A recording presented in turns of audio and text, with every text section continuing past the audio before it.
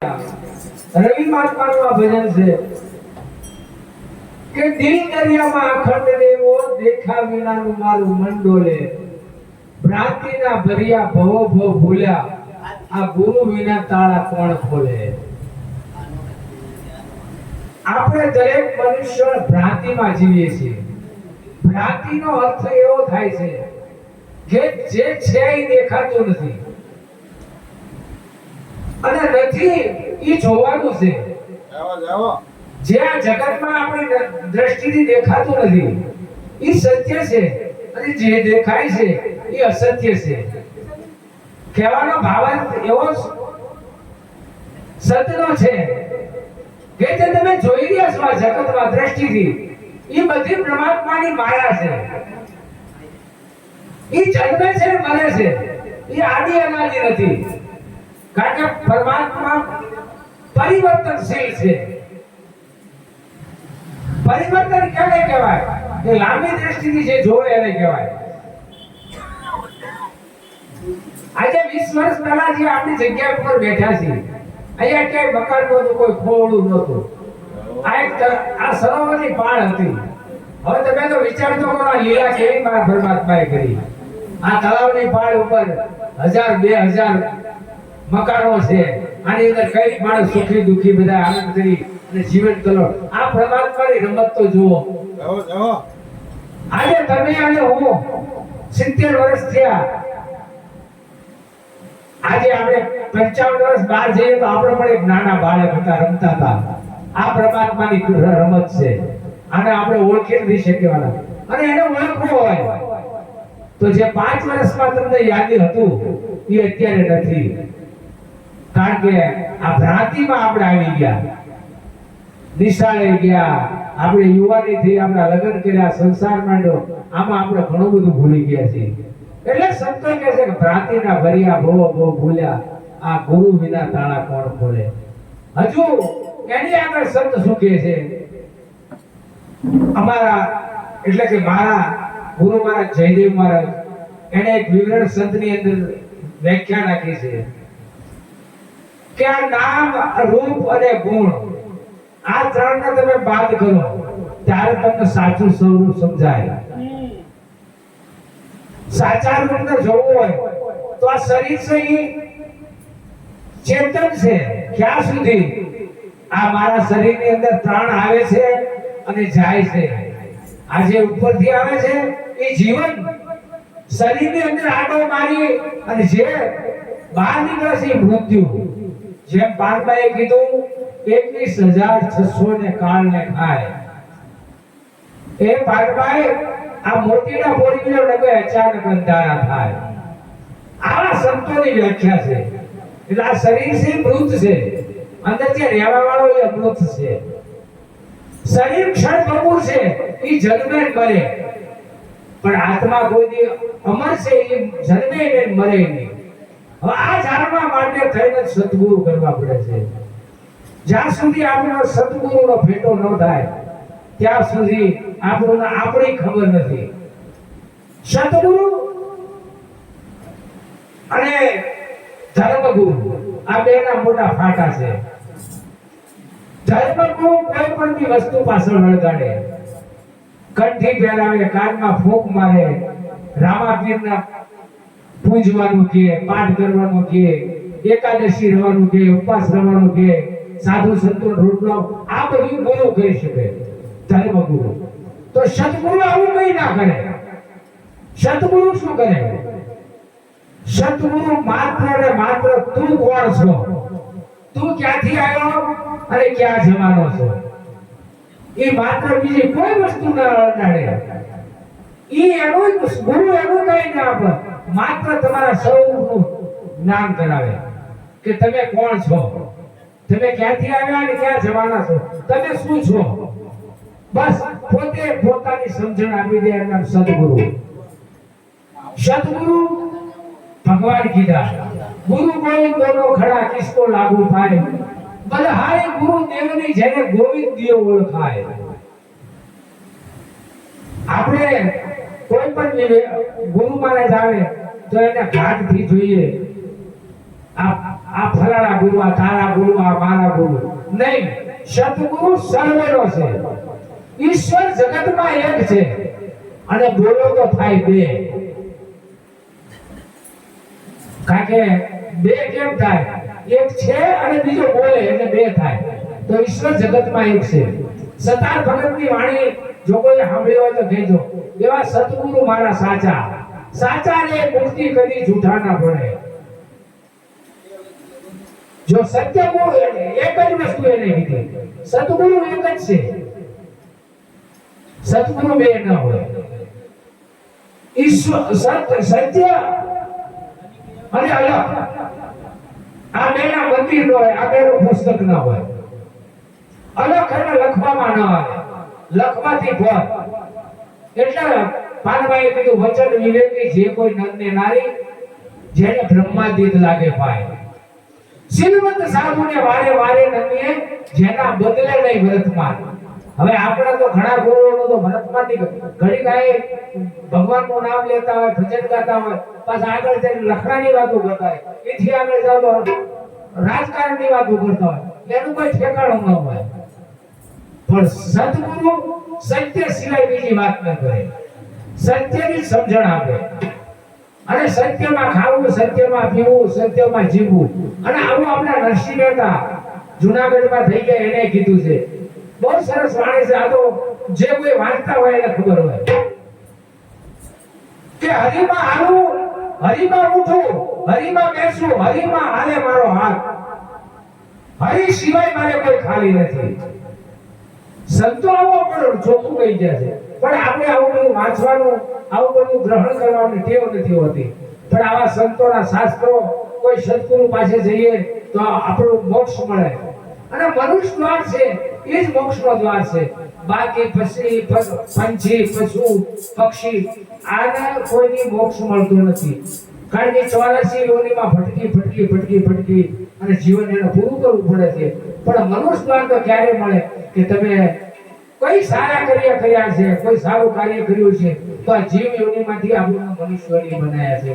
તો મનુષ્યની અંદર સારા કાર્યો કરવા, આવું રવિ મહાત્મા કહે છે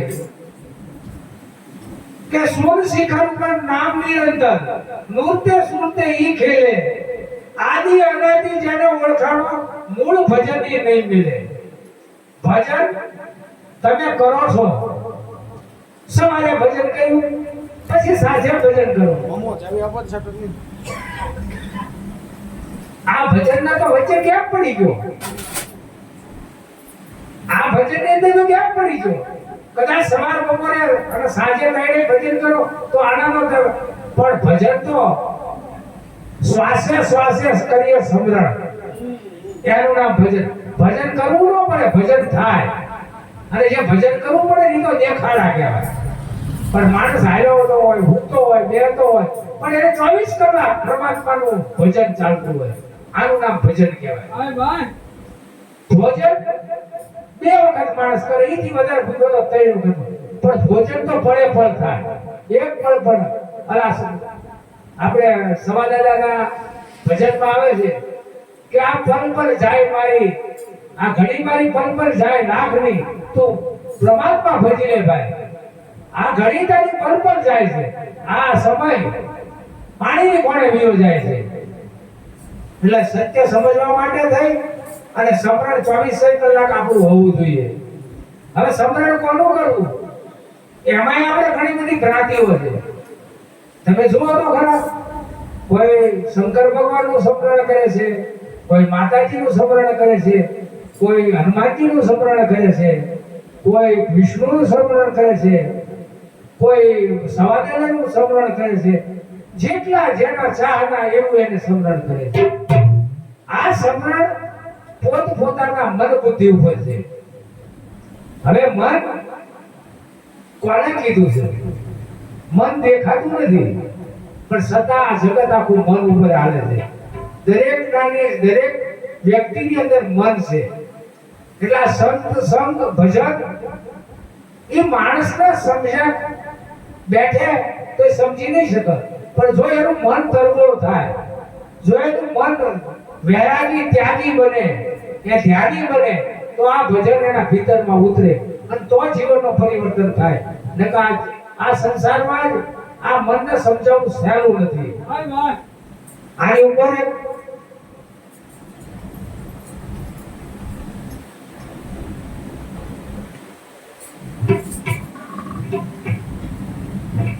એક ભજન છે ગાઉં છું.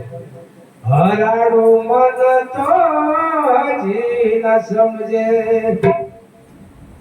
હે હરાડું મન તો હજી ન સમજે, હે ઢાઢો જબ રગડે, હરાડું મન તો હજી ન સમજે.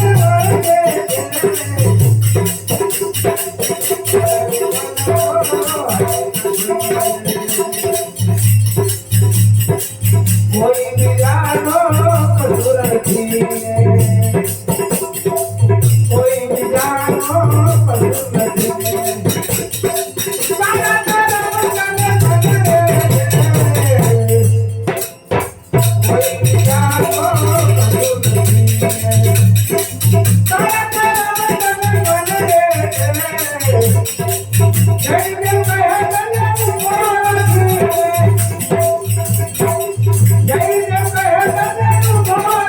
જય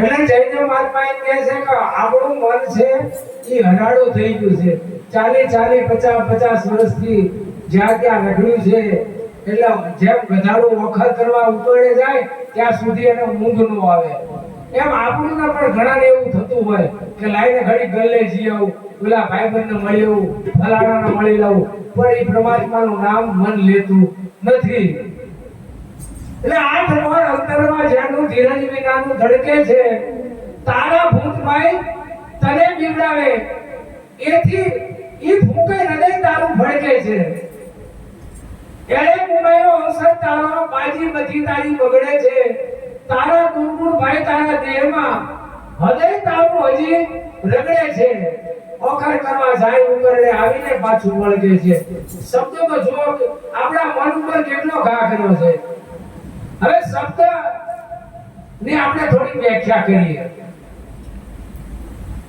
આપણું જે શરીર છે શરીરની ઉપર ઘા વાગે કદાચ વધારે વાગ્યો તો દવાખાને જઈએ ટાકા ટેપા લઈ અને 5-15 ની દવા લઈએ 5-15 ની દવા લઈએ તો રોજ આવી જાય છે અને પાછા હાજર થઈને આપણે કામ ધંધો કરીએ છીએ પણ જો કોઈ આપણો શબ્દ એવો માર્યો હોય એવો શબ્દ કીધો હોય તો આપણે 80 વર્ષના થઈએ તો ભૂલીએ નહીં ફલાણાએ મને આમ કીધું શબ્દનો ઘાસ અને આરંભ પાર જાય છે કારણ કે શબ્દની તાકાત શબ્દો એટલી બધી કરી છે એની વ્યાખ્યા બહુ જબરજસ્ત કરી છે કે શબ્દે છોડ્યા રાગ ને શબ્દે છોડ્યા પાઠ જેને જેને શબ્દને સંચર્યા એના સુધરી ગયા કાજ હવે જો શબ્દને જાણવા હોય તો જો કે મારે તો બોલું વિદેશમાં સંબંધો નથી પણ કદાચ જેને સંબંધો હોય એને થોડી પ્રતિક્રિયા આપીને કહી શકું કે તમે અમેરિકા આઈથી ફોન કરો તો જે સેકન્ડે તમે આઈથી બોલો હલાવો એ સેકન્ડ અહીંયા જવાબ દે છે તો શબ્દ આઈથી જ્યાં જાવો તો કેટલી વાર લાગે નહીં આ આપણી સમજણ નથી શબ્દ સંભાળ કર્યો છે આઈ તમે બોલો એ કંટ્રોલ સીધો ક્યાં થાય છે 1 200 500 5000 નો એક મોબાઈલ તમે 10 આંકડા દબાવો એટલે અમેરિકામાં વાત થાય આ શબ્દ સફર ભરેલો છે જે ઘડી આપણે બોલીએ છીએ એ જ ઘડી આપણો શબ્દ આ ગગનની અંદર લય પામી જાય છે શબ્દ બીજાનો નથી હોતો એટલે જ્યારે આપણે આપણા શબ્દનો તોડ કરીએ આપણે આપણા શબ્દનો મૂળ કરીએ આપણે વિચારી બોલીએ અને જો એ શબ્દનું મૂળ થઈ જાય અને આપણો શબ્દ આપણે સમજી લઈએ અને આપણા શબ્દનો આપણા પરમાત્મા સુધી પહોંચાડીએ તો આપણે બોલીએ એ જગત માને તમે કયો જ થાય બીજા કે ન થાય આવું સંતોનું કહેવાનું એટલે શબ્દ મહાન છે અને વેલનાથનો શબ્દ ક્યાં સુધી વળગાડ્યો સતગુરુના શબ્દને કેટલો વખાણ્યો છે સતકેરી બુદ્ધિ વાળા શબ્દ લીલાગર એક તું હી ઘૂંટણહાર આ શબ્દની કેટલી તાકાત તમે જો તો ખરે ક્યાં પહોંચાડી છે આ વાત